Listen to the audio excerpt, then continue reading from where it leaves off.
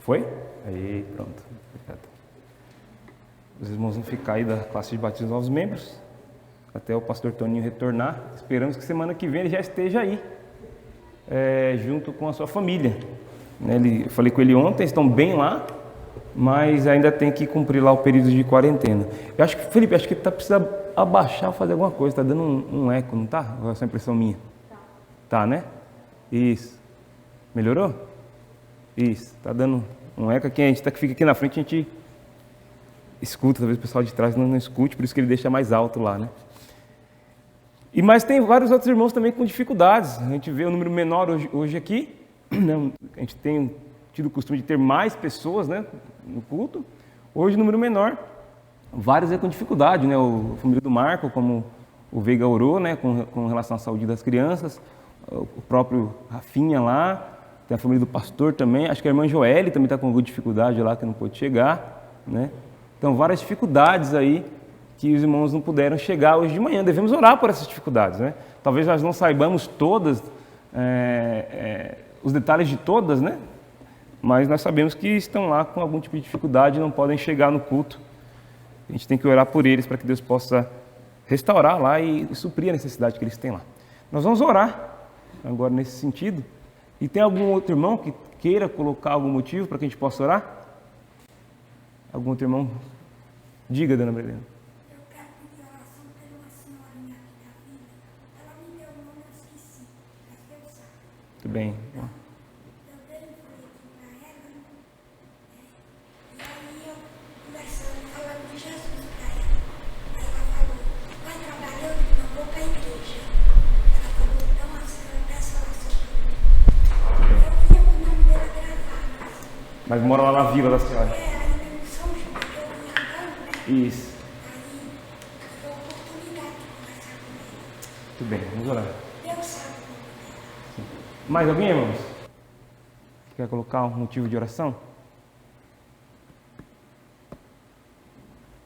Só? Ô Jefferson, você pode orar?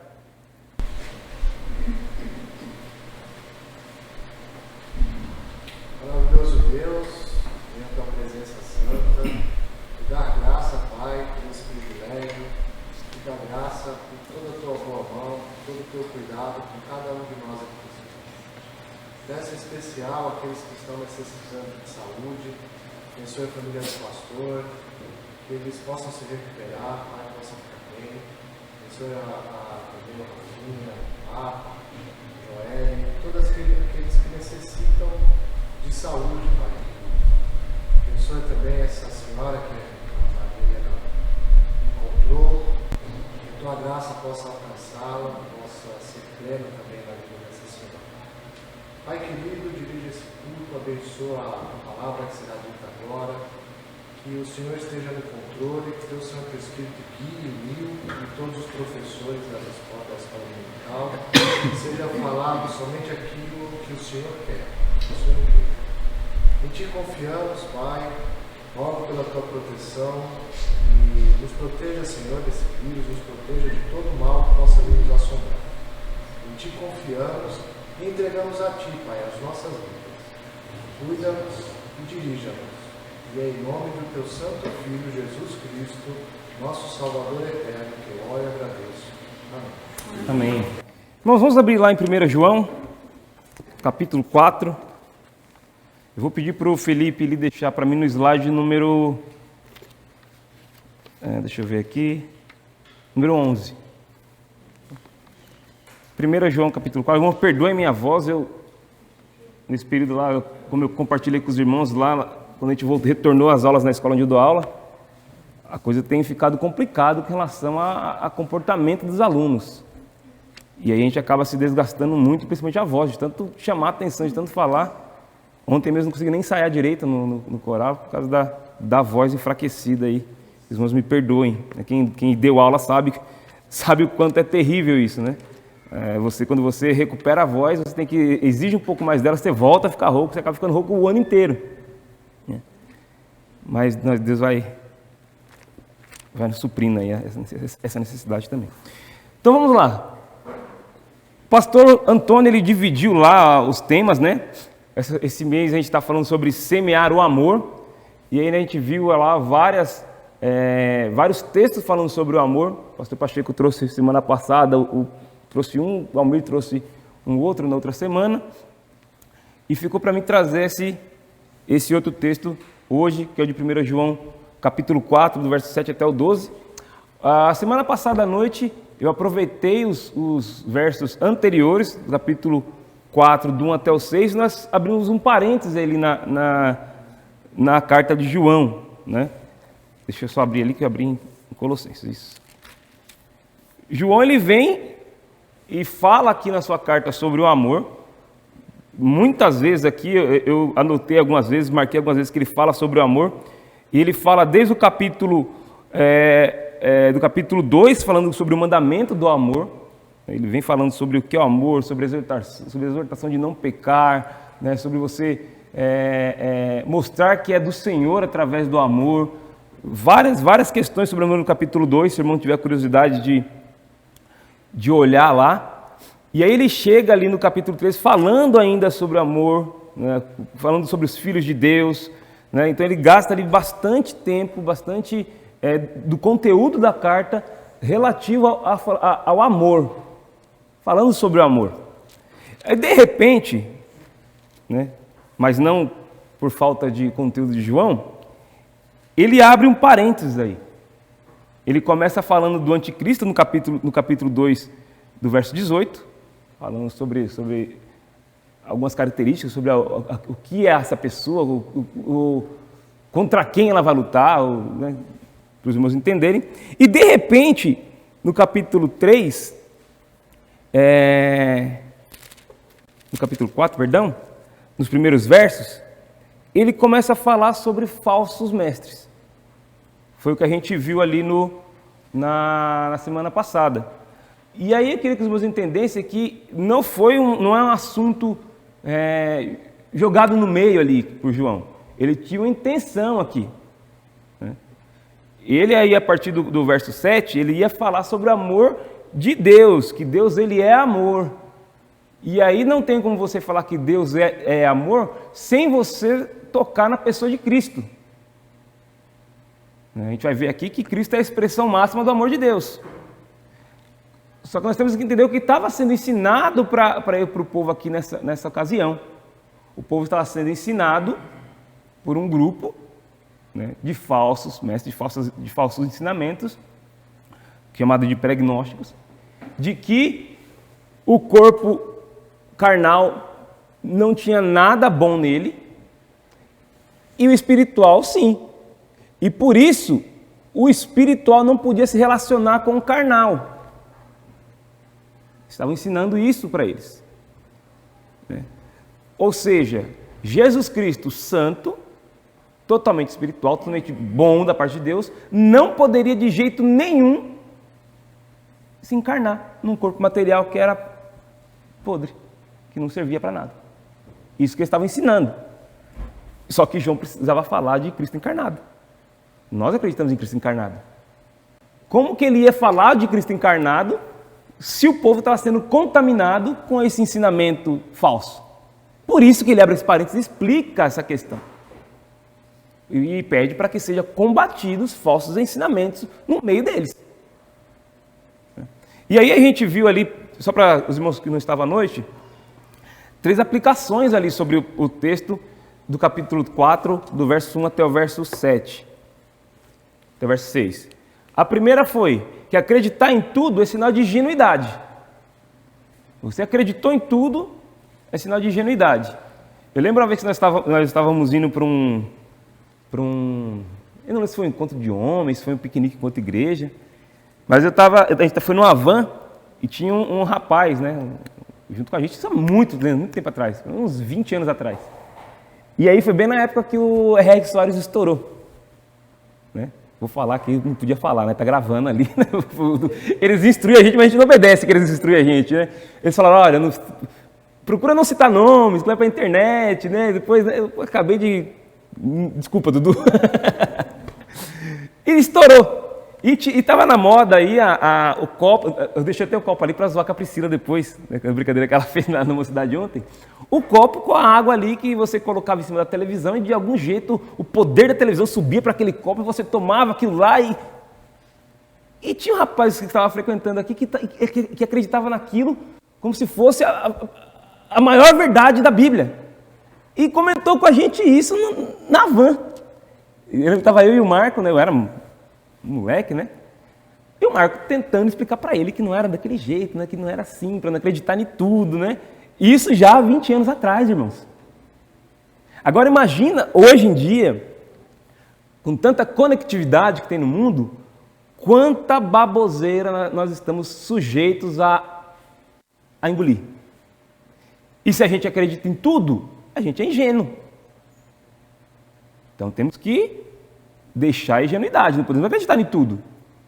Né? O texto lá fala que para a gente olhar que nem todo espírito vem de Deus, nem toda mensagem vem de Deus. Tem muitos enganadores, muitos ensinamentos falsos. E o povo, e o público dessa carta aqui estava sendo contaminado, estava tendo contato com esses falsos ensinos, ao ponto de João ter que abrir um parênteses desse para ele poder continuar falando do amor, que seria um assunto corrente na carta. A carta inteirinha fala de amor. Era só ele continuar, mas chegou no momento que ele teve que parar para desmistificar um assunto que estava sendo ensinado errado para aquele pessoal, para aqueles irmãos. E ele fala, ó, não acredita em tudo. Acreditar em tudo que é passado para você é sinal de ingenuidade. Mas também ele fala ali, para a gente entender, que... já falei, né, sobre isso. Que a gente deve avaliar o ensino, e isso sim é sinal de prudência.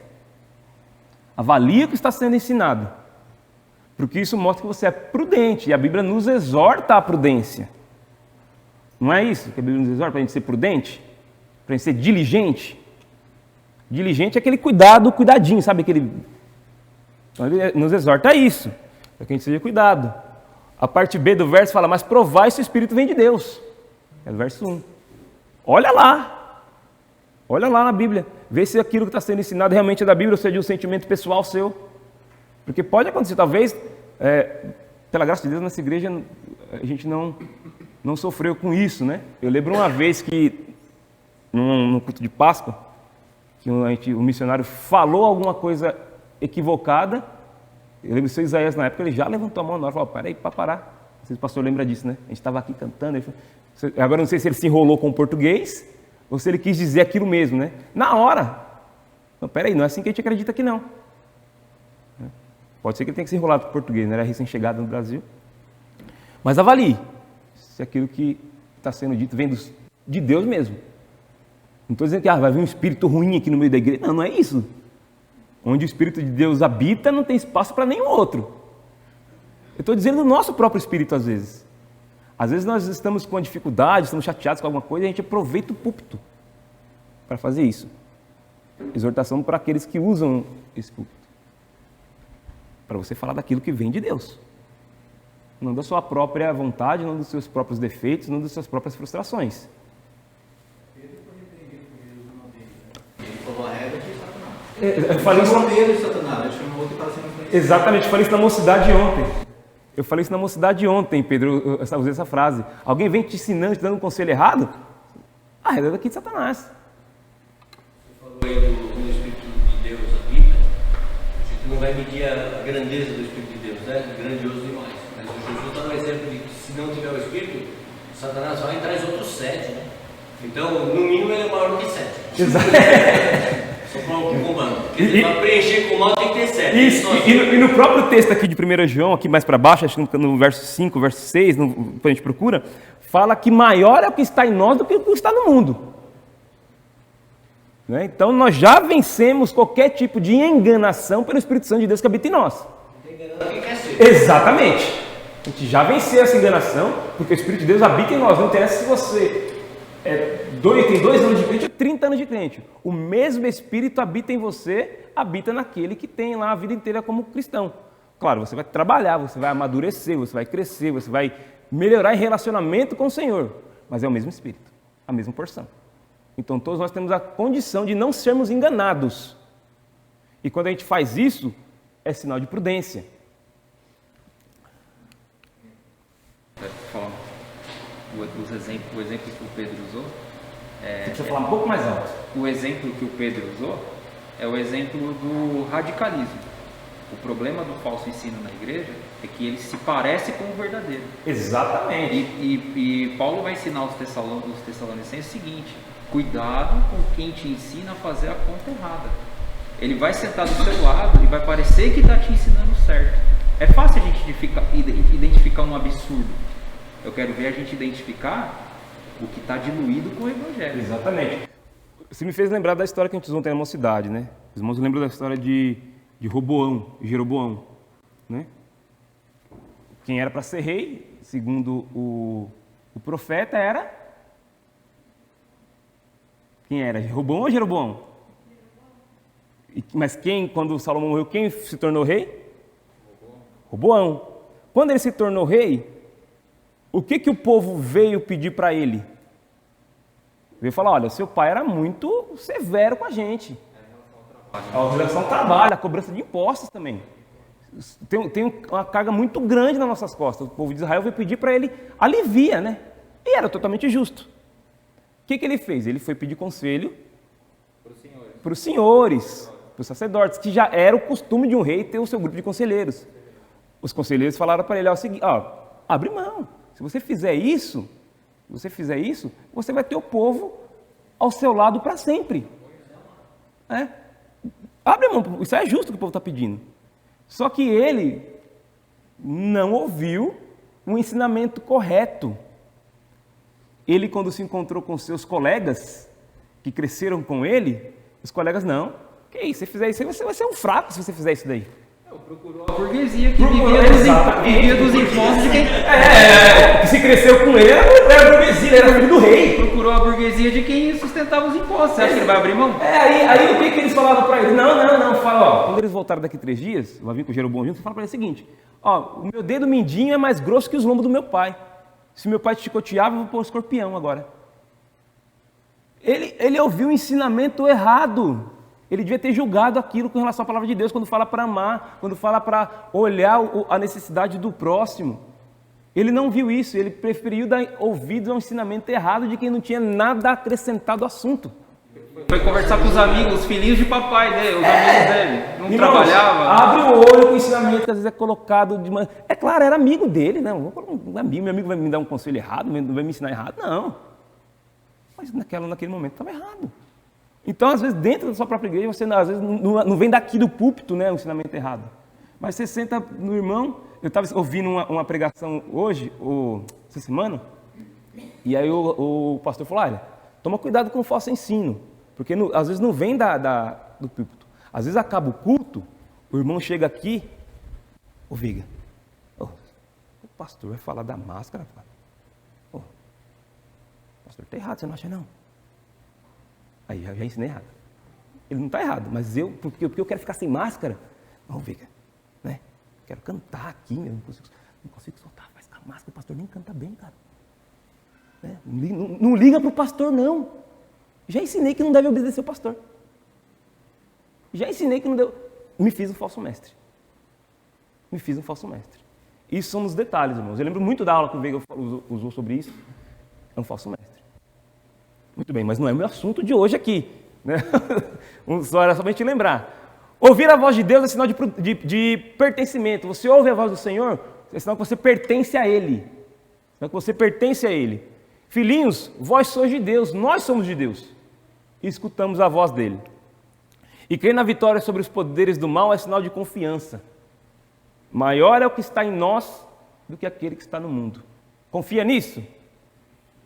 Então você está lá junto do Senhor. E aí ele encerra esse parênteses e vai para o assunto dele. Né? E o nosso assunto também de hoje. Né? Vamos ler lá, 1 João 4. Eu tenho a mania de ficar olhando para trás. Né? Eu trouxe impresso aqui os slides, mas a gente tem a mania de ficar olhando para trás. Do 7 até o 12.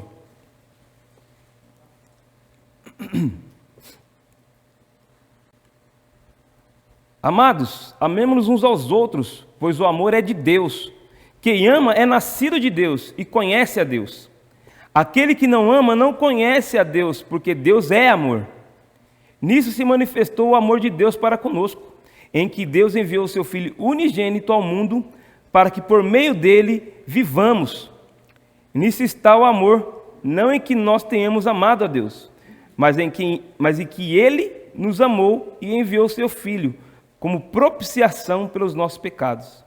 Amados, se Deus assim nos amou, nós também devemos amar uns aos outros. Ninguém jamais viu a Deus, mas se amarmos uns aos outros, Deus está em nós e em nós é aperfeiçoado o seu amor. Nosso texto nós vamos usar aí, falando sobre amor. E nosso tema então aí, sugerido pelo pastor Antônio, é o amor de Deus em Cristo. O Almir falou sobre o amor, segundo 1 Coríntios, o pastor falou sobre amor fraternal e hoje nós vamos falar sobre o amor de Deus em Cristo. E aí, depois que João ele traz todas aquelas questões que nós conversamos já, sobre aquele parente, sobre o anterior que ele vinha dizendo, ele começa agora então a aprofundar a questão do amor, defendendo o verdadeiro evangelho que está em Cristo Jesus. Não tem como você falar de amor, sobre demonstração de amor, sem defender o verdadeiro evangelho que está escrito, que está em Cristo Jesus, que é totalmente baseado no amor. Quando nós falamos de amor, não tem como desvincular a pessoa de Cristo desse amor. Você consegue imaginar? Deixa eu só colocar o celular aqui, que ele fica acendendo e fica atrapalhando. Né? Você consegue falar sobre o amor de Deus sem usar a pessoa de Cristo?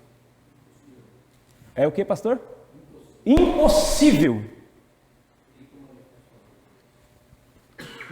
Impossível.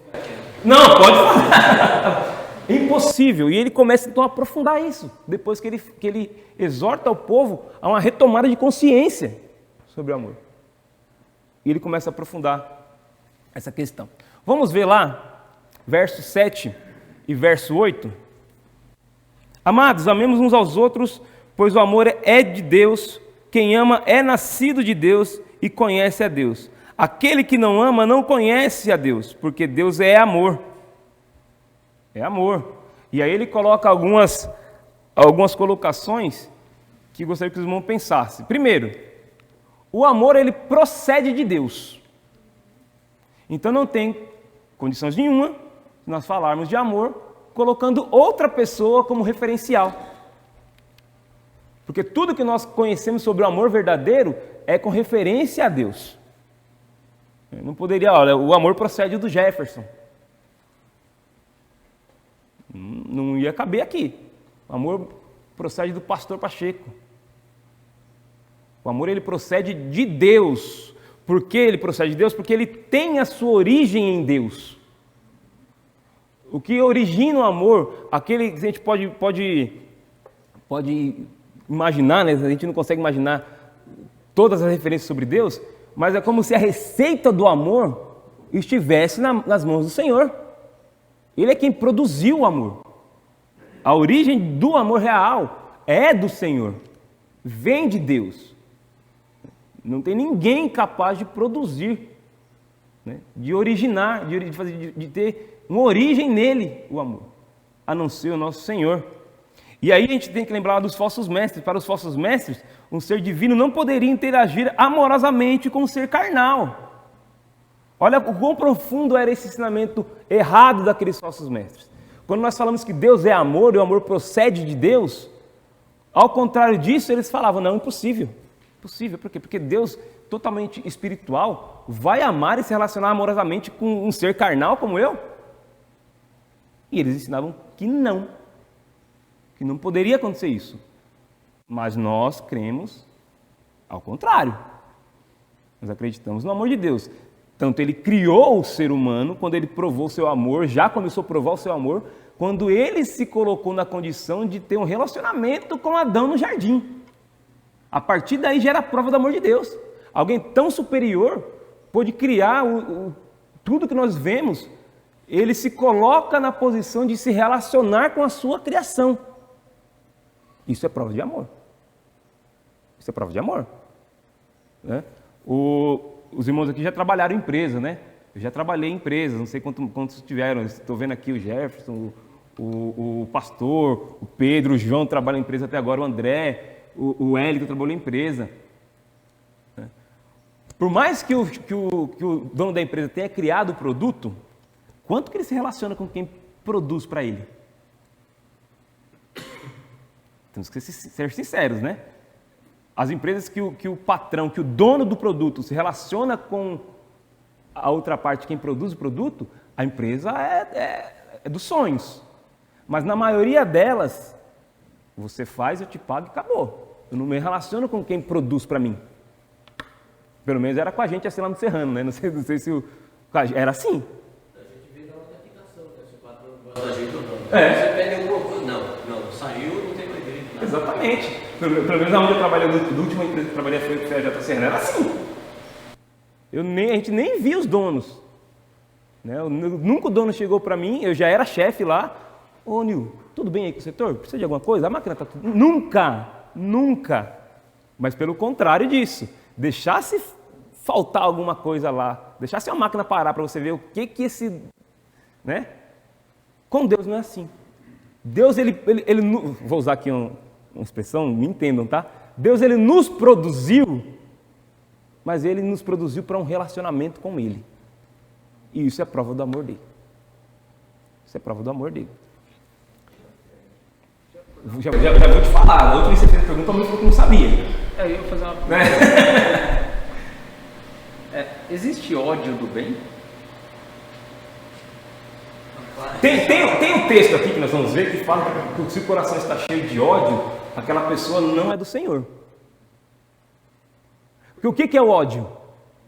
Tem que me dizer o que é o ódio. O ódio é o oposto do amor? Não, o oposto do amor é indiferença. É. O ódio é o sentimento. Diga, pastor. Vou responder a pergunta do Rodrigo dizendo assim, existe amor do mal. Por exemplo, um exemplo bem agora do normal. A Colômbia lá está recebendo 2, 3 milhões de pessoas que estão fugindo da Ucrânia. Nossa, o povo polonês é amoroso. Mas quando for o Sírio, eles não receberam. Então, esse é amor do mal, eles estão fazendo por interesse. Por interesse. Agora, tem um momento na vida que nosso coração se enche de rancor e de ódio? Pode ser, mas a Bíblia ela fala quando a gente peca, a gente pede perdão e Deus... Mas o que ela condena? É a prática, é o pecado em si ou a prática do pecado?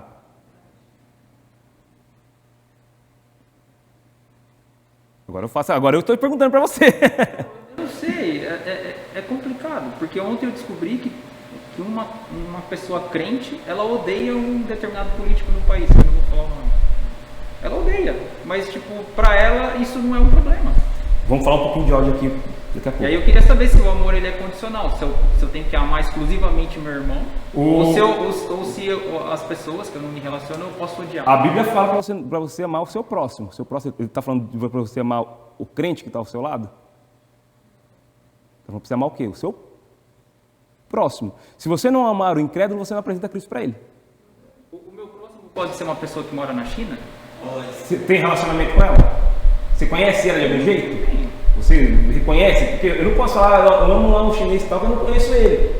Mas é alguém que eu conheço, que talvez eu não vejo pessoalmente, mas eu sei quem é.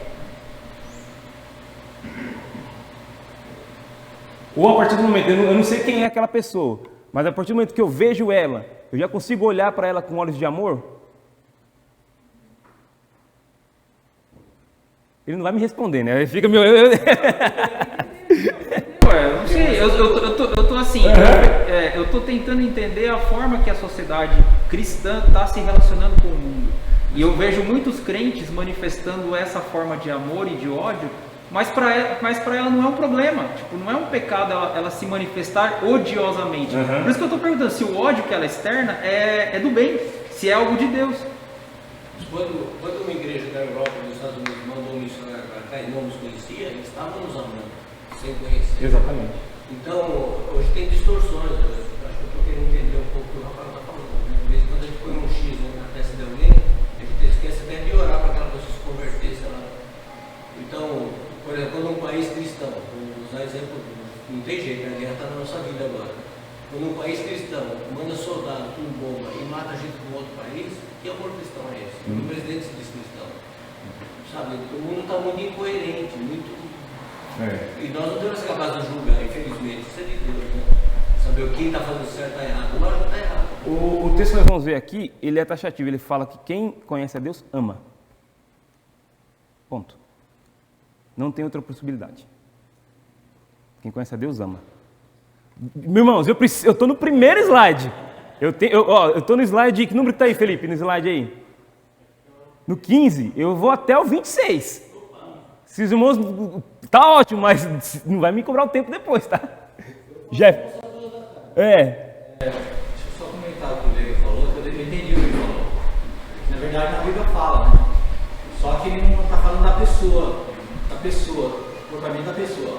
Acho que, não lembro se foi Paulo que mandou uma carta, ele falou assim, não, foi o próprio Cristo, se eu não me engano, nas cartas das 7 igrejas. Ele falou assim, olha, eu sei que vocês têm guardado a doutrina, eu sei que vocês odeiam as obras rigoladas que eu também odeio. Não é isso, pastor? Sim. Nas cartas das 7 cartas, ele falou, eu sei que vocês odeiam. O pessoal fazia errado na igreja, eu também sei o que eles fazem. Vocês obram, mas não as pessoas, o que eles faziam. A prática do pecado. A prática do pecado. Exato. E ele falou, eu também odeio. Jeff. Era mais ou menos essa linha mesmo, porque eu acho que você tem que amar ao próximo, a pessoa ao próximo. Agora, o que ele pratica, né, o pecado que ele pratica, você não ama. Por exemplo, você tem que amar o Lula Bolsonaro, seguindo essa linha. Você não pode, não que você compactua com as ações deles, mas a pessoa em si você tem que amar, é o teu próximo. E tem que orar para que, de uma certa forma... Talvez a resposta que você colocou com o Veiga, a gente de verdade tem que odiar o pecado. Exatamente. E odiamos quem pratica o pecado no sentido da prática que ele fez. Não ele, provavelmente, mas o que ele está fazendo errado. Muito bem. Vamos seguir então, irmãos? Vamos lá. Verso 7 e 8 ainda. Ele ainda continua falando, né? Sobre a questão do amor. E ele coloca aí que Deus é a fonte do amor. E esse amor, ele é manifesto. Não é um amor que fica guardado. Ele é um amor que se torna evidente, né? Ele é a fonte desse amor. Quando nós amamos, manifestamos o seu amor e mostramos que somos nascidos de Deus. Quando você ama, quando você demonstra esse amor, você prova de quem você pertence, a quem você pertence, né? Nós mostramos então que nós somos nascidos de Deus. Nós agimos e nós amamos, né? É prova. E aí quem sofreu uma intervenção divina, quem teve uma experiência com Deus, ama e não pode ser diferente disso. Não pode ser diferente disso, né? Porque o amor é manifesto em Cristo e nós somos salvos e nascidos de novo por Cristo. Então, quem é nascido, quem teve essa experiência com o Senhor, ama. Ela fica chateada? Fica chateada. Ela fica, às vezes, enraivecida? Fica enraivecida. Ela, às vezes, pode passar um sentimento de ódio no coração? Pode passar. Mas tudo isso é subjugado pelo amor. Tudo isso tem que ser menor do que o amor. Porque se um sentimento desse for maior do que o sentimento de amar, a gente vai se manter na prática de ódio, de rancor, de ressentimento, de não perdão o restante da nossa vida. E isso não é prova de que a pessoa é nascida do Senhor.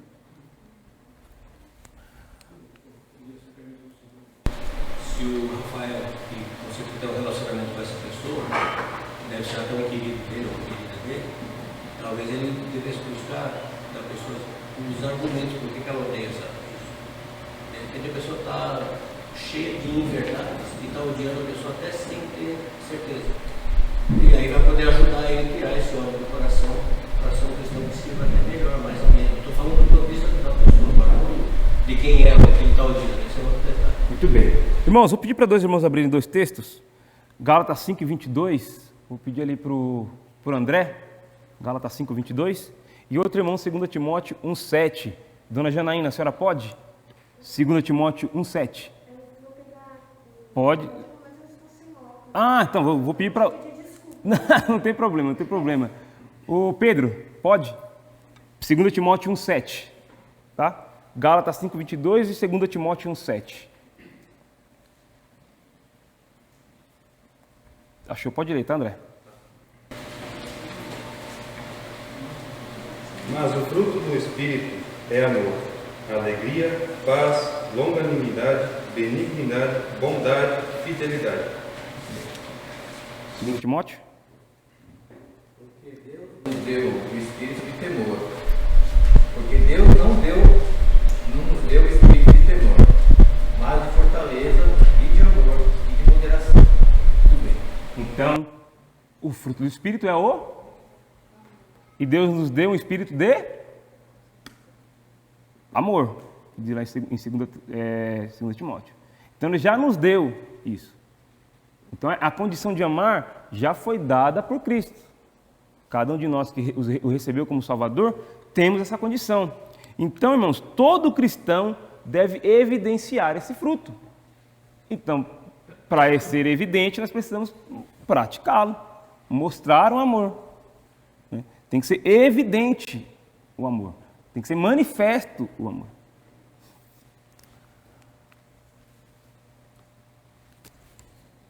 No verso 7, diz assim, eu vou ler só um pedacinho dele ali. Quem ama é nascido de Deus. Por quê? Porque da onde é a fonte do amor? De Deus. Então, se você ama, não o amor como é posto no mundo. Aqui nós estamos falando do amor do Senhor. Se você ama, é porque você é nascido dele. Então, ó, esse ama demonstra uma ação contínua. Não está escrito quem amou é nascido de Deus. Ou quem amará é nascido de Deus. Fala, quem ama é contínuo. Eu não posso chegar para o Veiga assim como o mundo faz aí, né, com os relacionamentos, e falar, ó, Veiga é meu amigo, eu amo o Veiga, meu amigo. Ô Veiga, cara, eu não te amo mais, agora eu não te amo mais. Acabou nossa amizade, eu não te amo mais. Eu já te amei bastante. Já te amei bastante. Você acabou com o amor que eu tinha por você. Chego para a esposa, olha, melhor, foi muito bom, né, nosso relacionamento, mas o amor acabou. Não, o ama aí é ação contínua. É contínuo esse amor, é para toda a vida. E isso mostra que você é nascido de Deus, você tem essa ação contínua do amor. Amar e nascido, né? Quem ama é nascido. E aí também o amor é prova de que somos de Deus. O amor é prova de que somos de Deus. Você quer... Não sei nem se a gente pode fazer isso, né? Mas você quer tirar aquela prova dos 9, se a pessoa é de Deus ou não? Olha a vida dela, vê se a vida dela é rodeada de amor. É prova. Passou no teste, prova de que é nascido de Deus. Ou seja, se o coração sempre está cheio de ódio e rancor, a pessoa não pode ser reconhecida como filha de Deus. E olha, eu quero usar, não estou dizendo que nós nunca vamos passar por situações em que a gente vai odiar alguma coisa, que a gente vai ter que odiar alguma coisa, mas a palavra-chave é aqui, ó. Sempre. A pessoa está sempre com ódio, a pessoa está sempre chateada, a pessoa está sempre nervosa, sempre brava, sempre indisposta com alguém. Sempre procurando inimigo. A palavra-chave não é essa aqui, ó. Não é o ódio, mas é essa, ó. O sempre. Sabe? A pessoa... O Veiga usou uma... Ela está dando prova de que ela não é nascida de Deus. Exatamente. Exatamente. Pelo contrário disso, mesmo em meio às nossas aflições, às nossas dificuldades, quando nós rebatemos o ódio com o amor, e isso vem através do perdão, mostra que nós somos nascidos de Deus. Não interessa se você fez alguma coisa para mim que me gerou um ódio a ponto de falar, não quero mais me relacionar com o Veiga. Não interessa. O amor, ele vai suprir tudo isso. E eu perdoo você e continuo te amando. Ele não fez nada para mim, tá, irmãos? Eu estou só usando de exemplo aqui, eu tenho liberdade com ele para usar de exemplo aqui. Qual que é o exemplo? Do quê? Você quer dar um exemplo? Não, deixa eu falar assim. Infelizmente, o que pode acontecer é abalar um pouco o relacionamento. Abala. Mas não perde. Tem que recuperar de novo. E o amor e o relacionamento, ele pode tomar novos rumos, ele pode ser aperfeiçoado de novo, ele pode ser retomado, ele pode ser melhorado, né? Mas se você sempre está com o seu coração odioso, você não pode ser reconhecido como filho de Deus. vou olhar para você e não vou te reconhecer como meu irmão em Cristo. Né? Fala, Dudu. Não, mas no caso aí, nesse amor aí que você fala que somos nascidos com amor, é quem pertence a quem é nascido de Deus, né? Mas na verdade a gente não tem que focalizar mais aí o sacrifício de Cristo, assim? Nesse amor a gente não tem que focalizar o sacrifício? Porque Sim. fica só uma palavra amor, você fala que ama, mas você não foca em nenhum momento no sacrifício de Cristo. Isso, mas é que nós não chegamos nele aqui ainda. Ah, Tem mais aí. Lembra que tem 20 e tantos? Não chegamos ainda aí. A gente está falando sobre o amor que a pessoa já tem. E aí quando a gente fala nascido de Deus, a gente já fala do sacrifício de Cristo. Quando a gente fala de nascer de novo, entende-se aqui que já está falando daquela pessoa que já reconheceu Cristo nascido, morto e ressurreto. Está falando da origem, não das implicações. Das origens, não das implicações aqui ainda. Certo? Então aqui nós já estamos falando de Cristo. Porque nós só podemos nascer através de Cristo. Então Cristo já está aqui. Entendeu? Mas nós vamos falar da pessoa de Cristo daqui a pouco. Se o tempo me permitir, que já foi, né? Tem que entender como os leitores de João estão aprendendo. Quando ele falou que você é nascido de Deus, já sabemos disso. Já sabemos disso. Muito bem. Então, 3 características de João, dessas pessoas que são nascidas de Cristo. Primeiro ali, depois vocês podem ler os versos, está no próprio texto de João. Quem é nascido ali de Deus, quem teve essa experiência com Cristo, ela pratica a justiça. Quem é nascido de Deus não vive na prática do pecado. E o nascido de Deus ama. Certo? Mas também ele traz 3 definições, 3 afirmações sobre Deus. E olha como elas são parecidas. Depois você pode procurar nos textos, eu posso passar para os irmãos depois. E aí ele relaciona as 2 coisas. Porque Deus, ele é justo. E por isso nós praticamos a justiça. Deus é luz. Por isso nós não vivemos em pecado. E Deus é amor. Por isso que nós amamos. Verso 9, irmãos. Diz o seguinte. E aí a gente começa a falar sobre a pessoa de Cristo ali na visão de João com relação ao amor. Capítulo 4, verso 9. Nisto se manifestou o amor. Aí está a manifestação do amor de Deus. Nisto se manifestou o amor de Deus para conosco, em que Deus enviou o seu Filho unigênito ao mundo, para que por meio dele vivamos. Então, o amor de Deus é totalmente manifesto em Cristo. Em Cristo. Deus manifestou seu amor, enviou seu Filho, o Verbo se fez carne. A manifestação maior do amor de Deus é Ele ter enviado o seu Filho.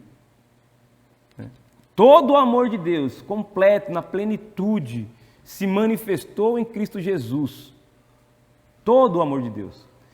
E aí, o texto ele traz a palavra ali, unigênito, que é o único que conhece e revela a essência do Pai, o único que reproduz perfeitamente o caráter de Deus. E tem os textos, irmãos, conhecem lá o texto de João 1 e João 14, que fala que o Verbo se fez carne, o Verbo estava entre nós. Então, Deus ele se manifestou, e o unigênito Filho dele era e é a expressão máxima, porque só Ele mesmo, sendo Deus encarnado, poderia expressar com plenitude a essência de Deus, que é o amor. Só Ele mesmo podia. Então, quando ele se encarnou e veio aqui em forma de homem, Ele expressou com totalidade o amor. E nós vimos isso nos 3 pontos da vida de Cristo: no seu nascimento, na sua morte e na sua ressurreição. Tudo isso para quem e por quem? Por quem Cristo nasceu? Por quem Cristo morreu? E por quem Ele ressuscitou? E quem Ele ama? Nossa, expressão máxima do amor de Deus. Não busca. Ele podia ter ficado no trono dele. Filipenses que fala que ele se que ele não fez caso de ser igual a Deus, mas se esvaziou de si mesmo e esteve entre nós. Expressão máxima do amor de Deus. No verso 10 agora, vamos ler lá.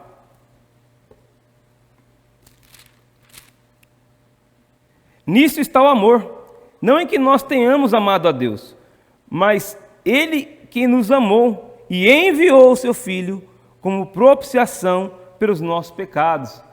E aí o verso 10, ele mostra a realidade do Filho entre nós, é prova cabal do amor de Deus. Prova cabal do amor de Deus. E aí tem uma palavra que a gente tem que observar aí, que é a palavra propiciação. Ou seja, sacrifício pelos nossos pecados, que permitiu a reconciliação com Deus. Ele veio suprir a necessidade de quem? Dele mesmo? Nossa necessidade. Ele veio suprir a necessidade de reconciliar com o Senhor. O homem era separado de Deus pelo pecado. O jeito de resolver esse assunto é o sacrifício de Cristo Jesus, que não tinha nenhum pecado. Ele fez isso por amor, para expressar o amor de Cristo, o amor de Deus que estava nele. E só podia ser Cristo, porque Ele era o próprio Deus. Só Ele podia, na sua plenitude, mostrar toda a essência do caráter de Deus, porque Ele é o próprio Deus. Ele é o próprio Deus. Então Ele veio, irmãos, para suprir a nossa necessidade, a nossa carência de Deus. E Ele fez isso por amor. Romanos 3, 25, vou pedir ali para a Júlia abrir. E Pastor Pacheco, Romanos 5, 8 e 9. É esse ponto? Que envolve o amor, acho que ele envolve esse sacrifício. Envolve o sacrifício. Exatamente. Não é apenas uma contemplação. Deus não estava lá no céu chorando por nós. Vou descer e vou morrer por aquele. Lembra que eu falei no começo que Deus é a fonte do amor, esse amor ele é manifesto? Deus ele não poderia falar eu amo todo mundo e não manifestar o amor dele. O amor dele foi manifesto na cruz de Cristo. Na cruz de Cristo. Por isso que eu falo, a expressão máxima do amor de Deus está em Cristo. Ele é a manifestação máxima do amor de Deus. Vamos ler lá? Romanos 3, 25. A quem Deus propôs o seu sangue como propiciação, mediante a fé, para manifestar a sua justiça, por ter Deus, na sua tolerância, deixado impunes os pecados anteriormente cometidos. Bem, ele propiciou. Né? Deus prova o seu próprio amor para conosco, pelo fato de ter Cristo morrido por nós, sendo nós ainda pecadores. Logo, muito mais agora, sendo justificados pelo seu sangue, seremos por ele salvos da ira. Bem, ele propiciou seu próprio sangue para que nós pudéssemos então experimentar o amor dele. Né? E aí quando tem uma música que fala que o amor de Deus ele é irresistível. Você não consegue resistir. É esse amor que está em Cristo. O Wellington levantou a mão, você queria? Não? Achei que você tinha. E o sacrifício dele acaba sendo irresistível, porque o propiciar é ele oferecer e o Pai aceitar. Então quando ele nos oferece, como que a gente vai rejeitar? Não tem como. Daniel, eu tenho alguns conflitos assim, eu assumo que eu tenho dificuldade assim, né? Mas demonstração de amor. Né? Às vezes eu vejo pessoas assim falando que ama o próximo, que chora até, né? Talvez seja uma dor que ela sente, seja algo que realmente incomode ela. Mas ela não fazer nada pela pessoa, mesmo assim ainda ela ama. Às vezes você conversa com a pessoa é até meio grosseira com você. Você manda uma mensagem, a pessoa responde grossa. E isso, ainda assim, ela continua me amando ou é só o jeito dela? Porque às vezes a gente tende a pensar assim, ó, se eu não sou bem tratado por aquela pessoa, ela está dando prova para mim que ela não me ama. Isso é relativo, isso é uma coisa de sentimento, isso é uma... Eu acho que essas são as dificuldades que a gente tem às vezes. Eu vou te dizer o que eu acho, não com relação aqui, está escrito a palavra de Deus, que agora né? Mas o tratar bem é relativo. Por exemplo, eu chego lá na casa do João e ele tem um jeito de tratar bem a sua família. Mas o jeito do João, os irmãos sabem que o João é todo irreverente. Você vai na casa dele, você sai com a cara dura de tanto rir, né? Eu posso achar que isso é desrespeito. Então, para mim, não é tratar bem. Agora, se eu... Lá em casa a gente fala alto. A gente fala muito alto. Aí, de repente, você chega lá em casa, eu estou falando alto com Elias. Mas para o Elias eu estou tratando ele bem, mas você fala, não está tratando bem falando alto desse jeito? Então, o tratar bem é relativo. O meu tratar bem pode ser bom na minha casa e ruim na casa do Wellington. Agora, a essência disso tudo, a gente tem que voltar para a palavra de Deus. Como tem que ser o tratamento em relação à palavra de Deus? Aquela pessoa tem te tratado corretamente com relação à palavra de Deus? Porque da onde que procede o amor? Do Senhor. Então, mesmo que ela seja dura com você, não desrespeitosa, dura com você, ela está pautada na palavra de Deus? Então ela te ama. Mesmo sendo firme. Mesmo ela sendo firme, mesmo ela te dando uma bronca, mesmo ela te, sabe, se é pautada com a palavra de Deus, ela te ama. Tem pessoas que vivem assim constantemente, né? Infelizmente. O que o Pedro falou do Pedro, né? Jesus virou para ele e falou, arreda-te. De mim, Satanás. Ele deixou... Mas Jesus era o tempo todo assim ou não? O que ele fez quando o povo estava desrespeitando a casa dele? Sim. Ele não se exaltou? Sim.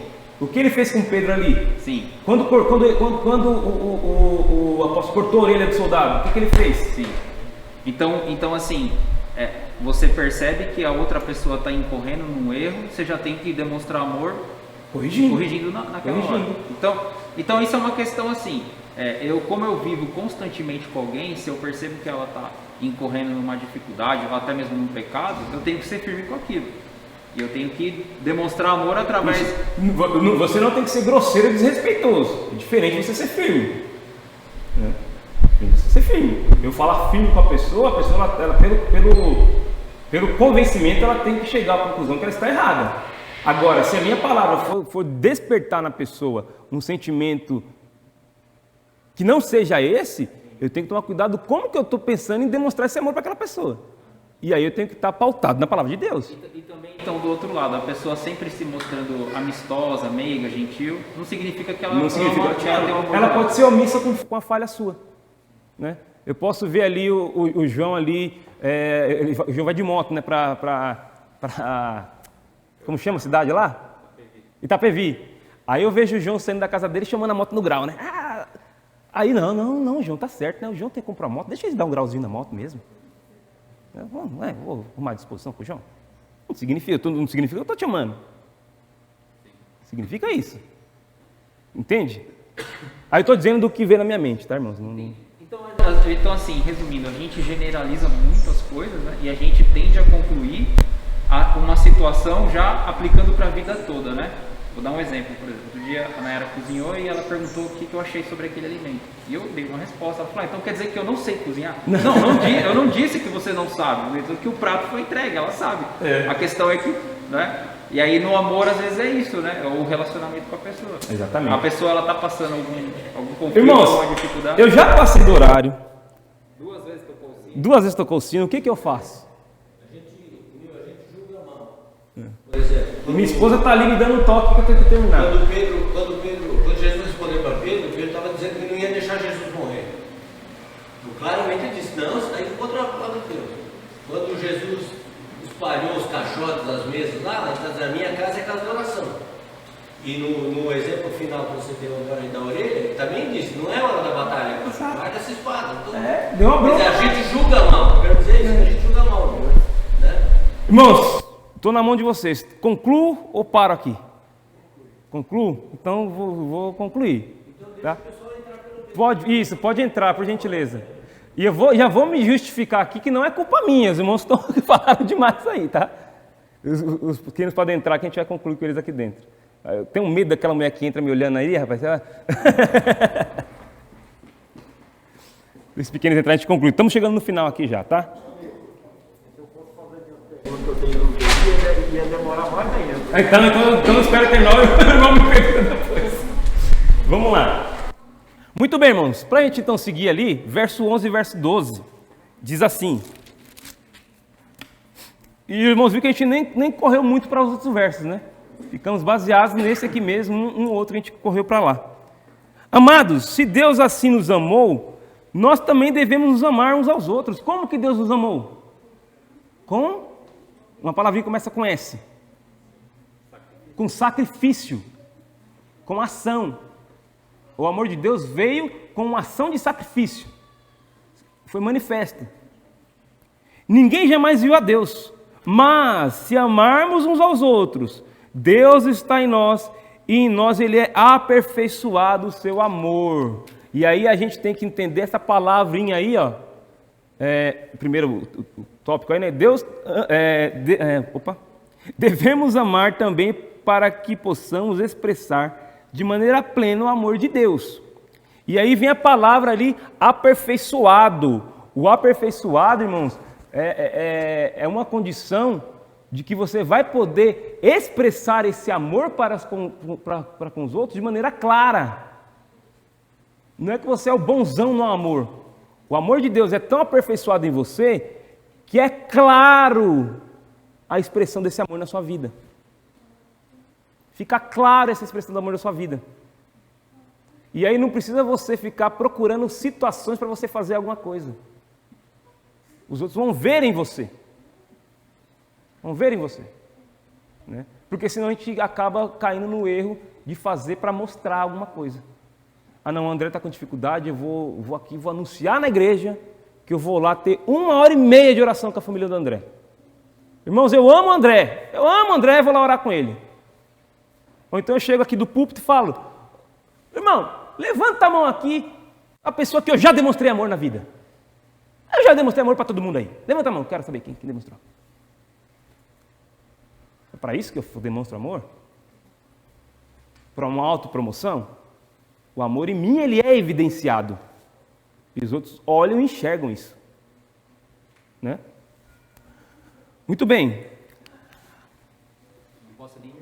Não posso nem me orgulhar. Não posso nem me orgulhar de amar. Dizer que ele é meu, porque eu não provei. Não provei de mim. Vem de Deus.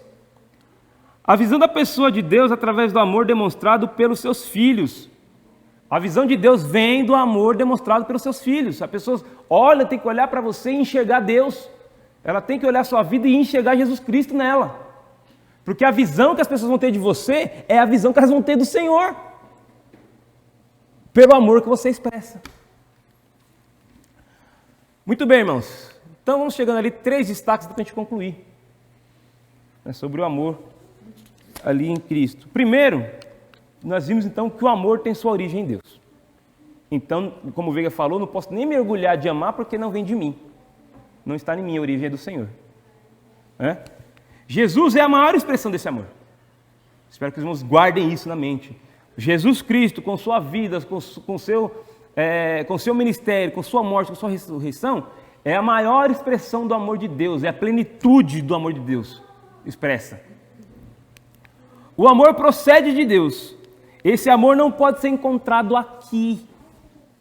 Não pode ser encontrado aqui. Ele vem de Deus. Não sai daqui, ele vem de Deus.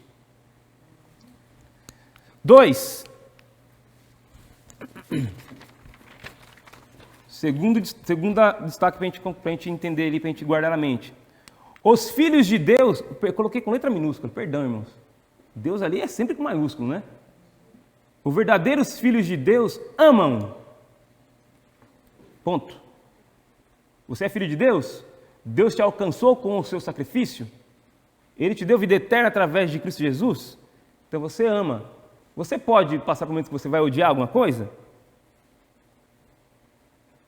Você vai passar por um momento que você tem algum tipo de rancor no coração? Você fique bravo? Você fique grosseiro?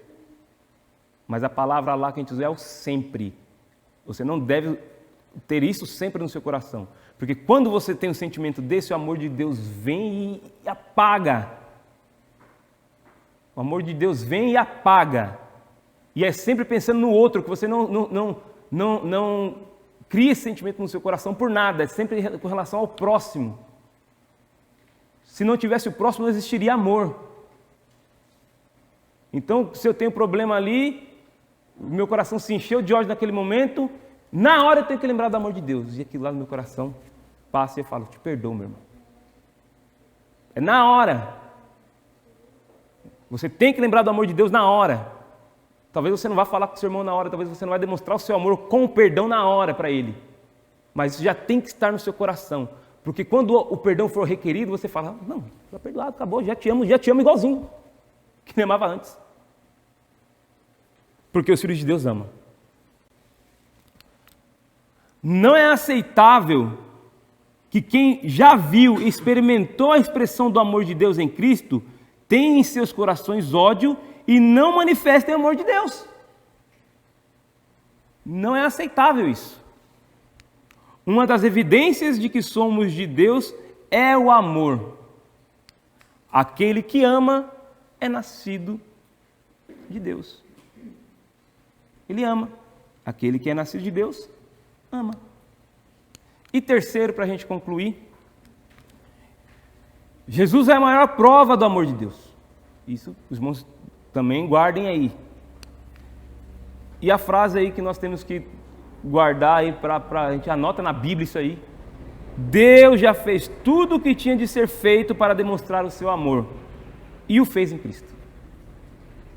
Ele fez em Cristo. Esse é nosso Deus, sem merecimento nenhum da nossa parte. Um amor produzido nele, com essência nele, nos alcançou através de Cristo Jesus e o seu sacrifício. Por isso que ele é a expressão máxima do amor de Deus. Não tem outro tipo de quantificação, né? A não ser Cristo. E ele mesmo não pode ser quantificado, porque ele é perfeito. E perfeito assim é o amor dele para conosco. Qual é o exemplo então? Se ele amou, amemos nós também.